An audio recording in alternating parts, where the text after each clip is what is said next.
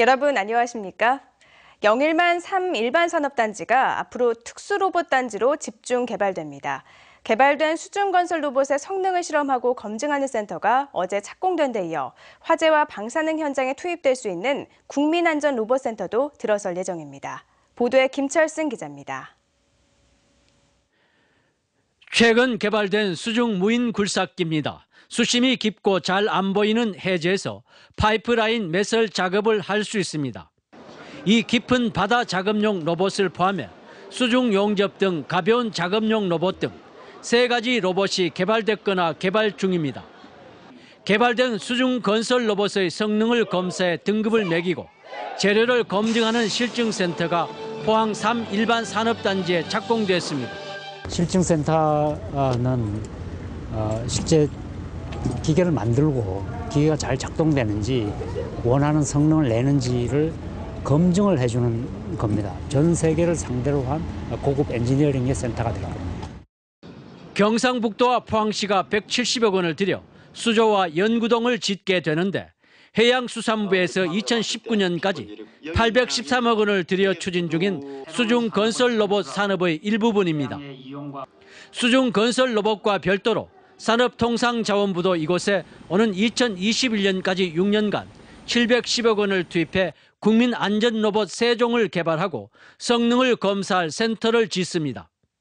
여기에다 극한지 로봇센터도 유치를 추진 중이어서 영일만 3 일반 산업단지는 3가지 특수 로봇의 메카로 육성됩니다. 로봇과 관련된 산업들이 일어나고 일자리가 일어날 것이기 때문에 포항의 새로운 성장 동력으로 발전할 것입니다. 완공된 지 2년 동안 텅 비어있던 3 일반 산업단지 18만 8천 제곱미터 가운데 37%의 로봇단지가 조성됨으로써 일반 산업단지 활성화에도 크게 기여할 것으로 기대됩니다. MBC 뉴스 김철승입니다. 내년 총선이 7개월여 앞으로 다가왔습니다. 하지만 공천제도와 선거구 획정 등 게임의 규칙이 정해지지 않아 출마 예정자들의 속이 타들어가고 있습니다. 권윤수 기자가 보도합니다. 새누리당이 내년 총선에서 오픈 프라이머리, 즉 국민 공천제를 도입하겠다고 당론으로 확정했지만 새정치민주연합이 권역별 비례대표제를 꺼내들고 빅딜을 요구하면서 아직 방침을 정하지 못하고 있습니다. 더구나 야당이 전략공천 20%를 주장하고 있어 100% 국민 공천제 도입은 힘들지 않겠냐는 전망이 우세합니다. 원칙적으로는 오픈 프라이머리를 하고 어느 정도의 야당 입장도 반영되면은 합의가 안 되겠나. 오픈 프라이머리를 염두에 두고 책임당원 가입에 열을 올린 출마 예정자들은 혼란스러울 수밖에 없습니다. 선거구 통폐합 등 선거구 획정도 안개 속입니다. 국회 정치개혁특별위원회가 지난달 31일 아무 소득 없이 활동을 마무리하면서 여야 대표가 단판을 지어야 하는 상황으로 내몰렸습니다. 많은 분들의 이해관계가 달려있고 또 여러 가지 요소들이 있기 때문에 정기특위보다는 결국은 여당과 야당 대표 간에 일괄 타결이 되지 않겠나 그렇게 전망하고 있습니다. 사정이 이렇다 보니 인구 하한선에 걸려 선거구 통폐합이 불가피한 경북 지역 일부 국회의원들은 어느 지역에 중점을 두고 선거운동을 해야 할지 갈피를 못 잡고 있는 처지입니다. 일단 현역 물갈이법에서 살아나야 될 거고, 두 번째는 자기 지역구 선거 결정에서 유리한 고지를 차지해야 되는 거고, 혼란스러워합니다. 새누리당 김무성 대표가 300명 의원 정수를 유지하는 대신 비례대표를 줄여서라도 의원들을 챙겨주려고 하자 야당이 강하게 반발하는 등 총선 게임의 룰이 어느 것 하나 정해지지 않아 선거 직전 졸속으로 마무리되는 것 아니냐는 우려마저 나오고 있습니다. MBC 뉴스 권윤수입니다. 토종 민물고기를 보존하고 산업화하기 위해 만든 토속어류 산업화센터가 문을 연 지 4달 만에 결실을 맺었습니다. 우리에게 가장 친숙한 토종 붕어와 잉어, 지어 72만 마리를 생산해 방류에 나섰습니다. 박은식 기자입니다. 양식 수조를 까맣게 뒤덮은 수만 마리의 어린 물고기들이 무리지어 유유히 헤엄을 칩니다. 부화와 양식 과정을 거쳐 넉 달 가까이 자란 토종 붕어와 잉어 치어들입니다. 길이 4에서 7cm로 자라 방류 시기가 되자 센터 측은 이들 치어 72만 마리를 시군에 배분해 낙동강과 지류 하천, 댐, 저수지에 방류하기로 했습니다. 토종 물고기를 보존하고 산업화하기 위해 지난 5월에 문을 연 이후 첫 번째 결실입니다. 낙동강 수계 외래 어종인 베스 블루길 등으로 인해서 어자원이 고갈되고 있는 상태에서 어업인들이 가장 선호하는 어종으로서 제일 첫 번째로 방류를 선택하게 되었습니다.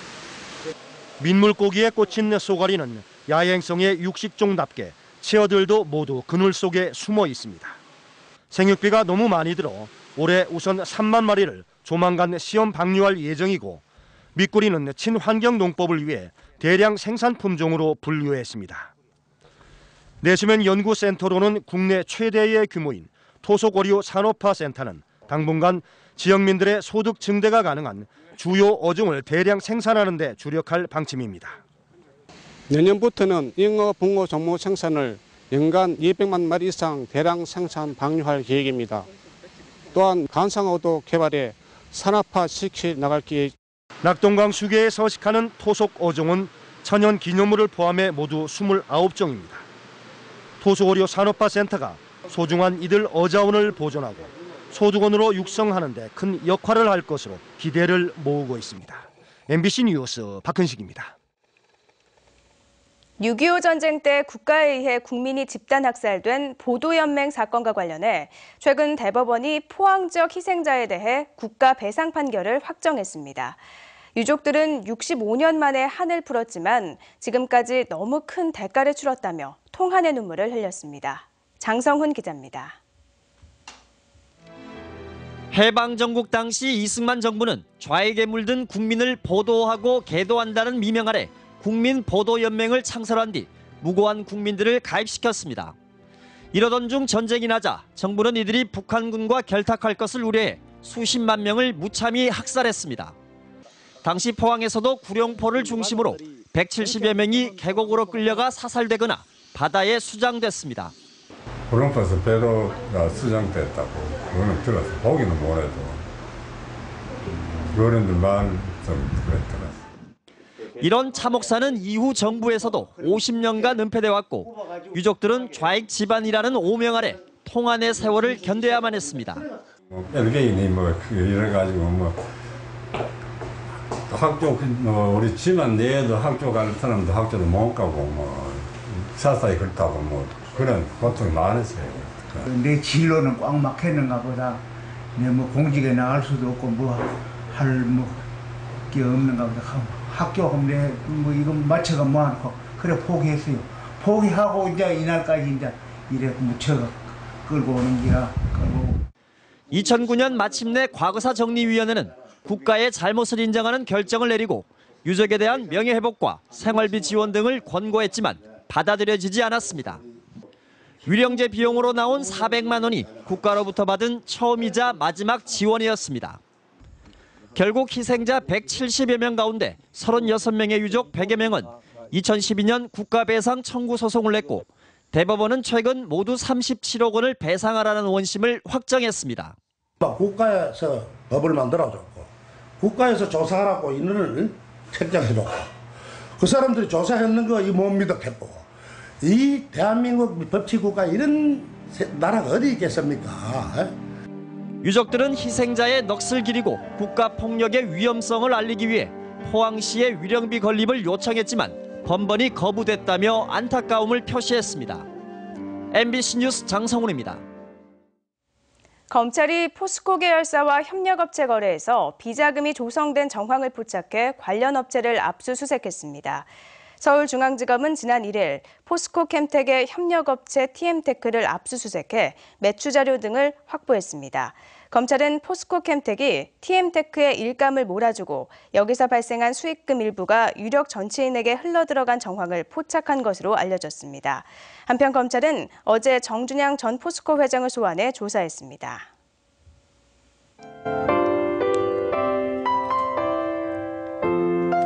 네, 가을이 가을이 성큼 다가왔습니다. 이제 아침 공기가 다소 쌀쌀한데요. 오늘 경북 동해안 쪽의 아침 기온은 20도 이하로 내려가면서 낮은 편이었습니다. 하지만 한낮에는 30도 가까이 오르면서 늦더위가 기승을 부리겠는데요. 특히 오늘은 일교차가 크니까요. 주의하셔야겠습니다. 포항과 경주는 비 소식이 있겠습니다. 오후부터 비가 오락가락 하겠는데요. 내리는 비의 양은 1에서 4mm 정도로 많지는 않겠습니다. 가방에 작은 우산 하나 챙겨두셔야겠습니다.